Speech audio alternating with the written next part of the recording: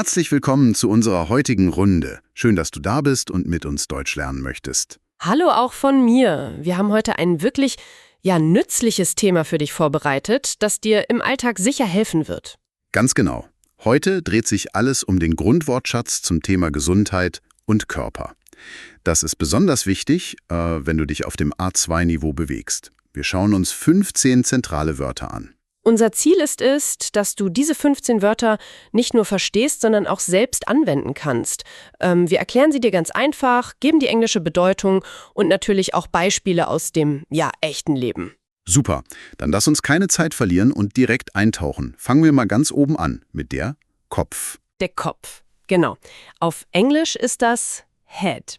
Ein ganz zentraler Teil von uns, oder? Absolut. Man benutzt es oft, wenn etwas nicht stimmt. Zum Beispiel: Mein Kopf tut weh.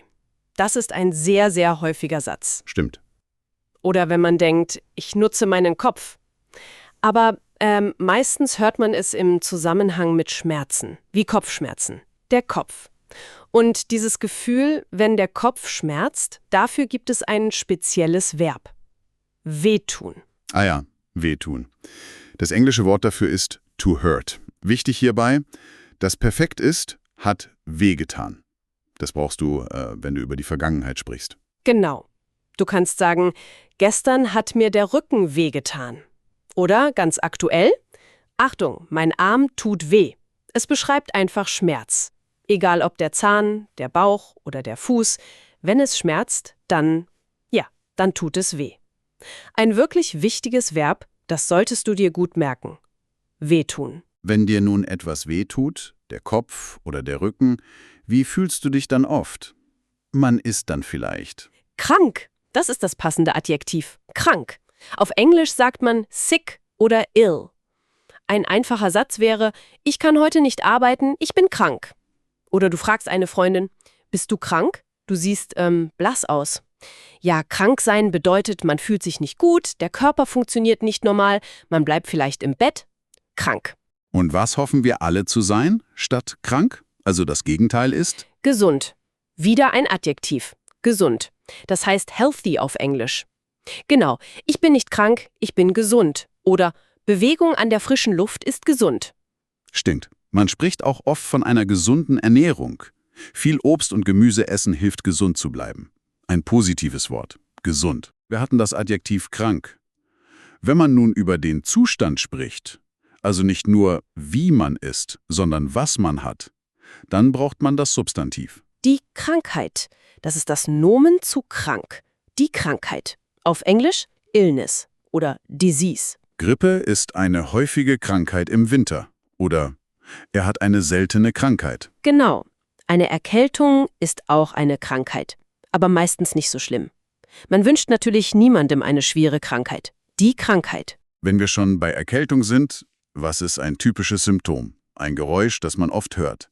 Man muss husten. Das ist das Verb. Husten. Auf Englisch to cough. Und das Perfekt dazu lautet, hat gehustet. Mein Kollege war letzte Woche krank. Er hat im Büro ständig gehustet. Das war anstrengend für ihn. Ja, Husten kann wirklich nervig sein. Manchmal braucht man einen Hustensaft.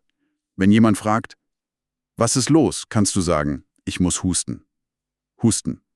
Und wenn man stark hustet oder eine verstopfte Nase hat, was fällt einem dann manchmal schwer? Das Atmen. Das Verb ist atmen. To breathe auf Englisch. Das Perfekt ist, hat geatmet. Ein schöner Satz ist, ich gehe im Wald spazieren und atme die frische Luft tief ein. Oder nach dem Rennen, sie hat ganz schnell geatmet. Wir atmen ja ständig, zum Glück meistens ohne darüber nachzudenken. Aber wenn man krank ist, merkt man erst, wie wichtig das unbeschwerte Atmen ist. Atmen.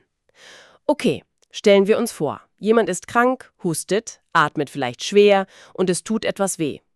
Was ist der nächste logische Schritt? Wohin sollte man gehen? Zum Arzt. Oder natürlich zur Ärztin, wenn es eine Frau ist. Der Arzt. Auf Englisch Doktor. Ein typischer Satz, ich fühle mich schlecht und habe Fieber. Ich muss zum Arzt gehen. Genau. Der Arzt ist die Person, die hilft, wenn man krank ist. Man macht einen Termin und geht in die Praxis. Der Arzt. Untersuchen. Das Verb untersuchen. Auf Englisch to examine. Das Perfekt ist hat untersucht. Der Arzt hat mein Knie untersucht, weil es wehgetan hat. Er schaut sich das Problem genau an. Richtig. Er hört vielleicht die Lunge ab, schaut in den Hals, misst den Blutdruck. Er untersucht den Patienten, um die Ursache der Krankheit zu finden. Ein wichtiger Schritt zur Besserung. Untersuchen. Nachdem der Arzt dich untersucht hat, verschreibt er oft etwas, um dir zu helfen. Mit diesem Rezept gehst du dann meistens wohin? In die Apotheke. Die Apotheke. Das ist die Pharmacy auf Englisch. Ich muss noch schnell in die Apotheke, um meine Tabletten zu holen. Ein Ort, den eigentlich jeder kennt. Ja, in die Apotheke geht man, um Medikamente zu kaufen. Manchmal braucht man ein Rezept vom Arzt. Manchmal gibt es Dinge auch frei zu kaufen. Die Apotheke. Und was genau bekommt man in der Apotheke, das einem helfen soll, wieder gesund zu werden? Das Medikament. Im Plural sind es die Medikamente. Das Medikament. Auf Englisch Medicine. Der Arzt sagt vielleicht, ich verschreibe Ihnen ein Medikament gegen den Husten. Oder du liest auf der Packung, nehmen Sie dieses Medikament 3-mal täglich nach dem Essen. Medikamente helfen, die Symptome zu lindern oder die Krankheit zu bekämpfen. Das Medikament. Und was ist das Ziel, wenn man ein Medikament nimmt oder sich ausruht? Man möchte, dass die Krankheit... Heilen. Das Verb ist heilen. To heal oder to cure auf Englisch. Das Perfekt ist hat geheilt. Man sagt zum Beispiel, die Wunde am Finger heilt gut. Es wird also besser. Gute Pflege hat geholfen, die Krankheit zu heilen. Heilen bedeutet, dass der Körper wieder gesund wird, dass etwas wieder in Ordnung kommt. Ein schöner Prozess. Heilen. Wenn der Heilungsprozess begonnen hat, man aber noch nicht ganz fit ist, wie fühlt man sich dann oft, besonders nach einer Krankheit?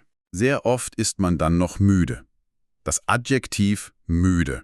Auf Englisch tired. Ich war gestern Abend sehr müde und bin früh ins Bett gegangen.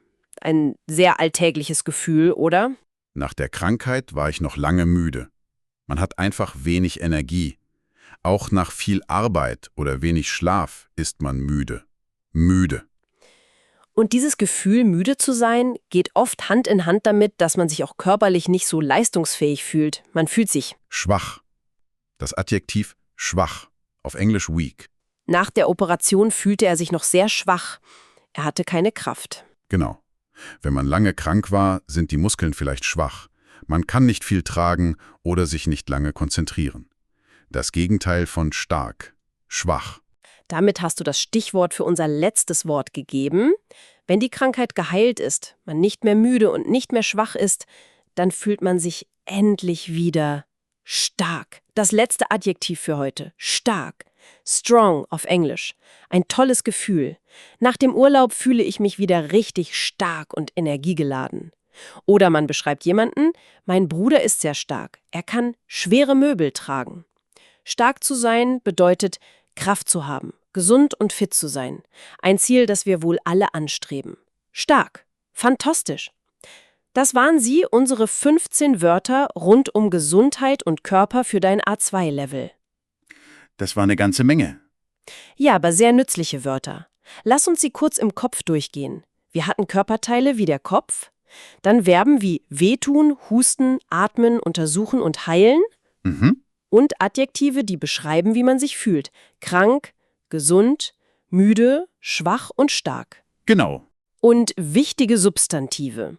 Die Krankheit, der Arzt, die Apotheke und das Medikament. Puh, geschafft. Um das Ganze jetzt noch ein bisschen zu festigen, haben wir eine kleine Geschichte für dich vorbereitet. Alle 15 Wörter kommen darin vor. Hör gut zu und versuch die Wörter wiederzuerkennen. Genau, konzentrier dich. Hier ist die Geschichte. Es ist Montagmorgen. Lisa wacht auf und fühlt sich komisch.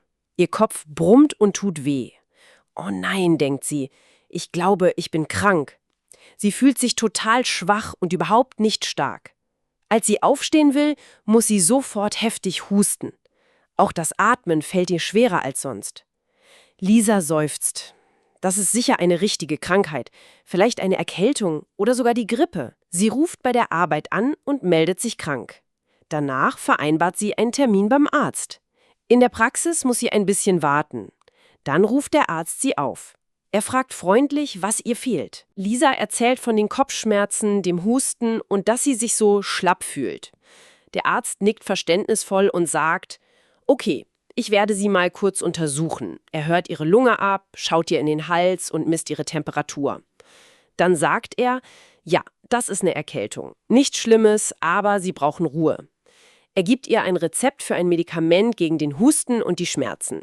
Lisa bedankt sich und geht direkt zur Apotheke. Dort löst sie das Rezept ein und kauft das Medikament. Wieder zu Hause nimmt sie die erste Tablette und legt sich ins Bett. Sie schläft fast den ganzen Tag.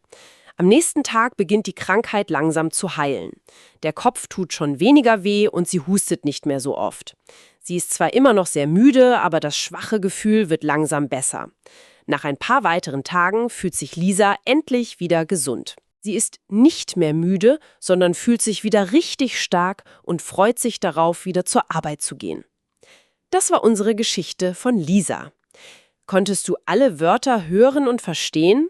Der Kopf, wehtun, krank, gesund, die Krankheit, husten, atmen, der Arzt, untersuchen, die Apotheke, das Medikament, heilen, müde, schwach und stark. Wie man so schön sagt, Übung macht den Meister. Der beste Weg, diese Wörter zu lernen, ist, die selbst zu benutzen. Denk mal nach. Wann warst du das letzte Mal krank? Was hat dir wehgetan? Musstest du zum Arzt? Hat er dich untersucht? Ja, das ist eine super Idee zur Vertiefung. Versuch doch mal, deine eigenen Sätze mit diesen neuen Wörtern zu bilden. Und wenn du magst, schreib uns deine Sätze gerne unten in die Kommentare. Wir sind neugierig und lesen sie uns durch. Genau. Das war's für unsere heutige Lerneinheit. Wir hoffen, es hat dir gefallen und geholfen. Bleib schön gesund und lerne weiter so fleißig Deutsch. Tschüss und bis zum nächsten Mal. Mach's gut.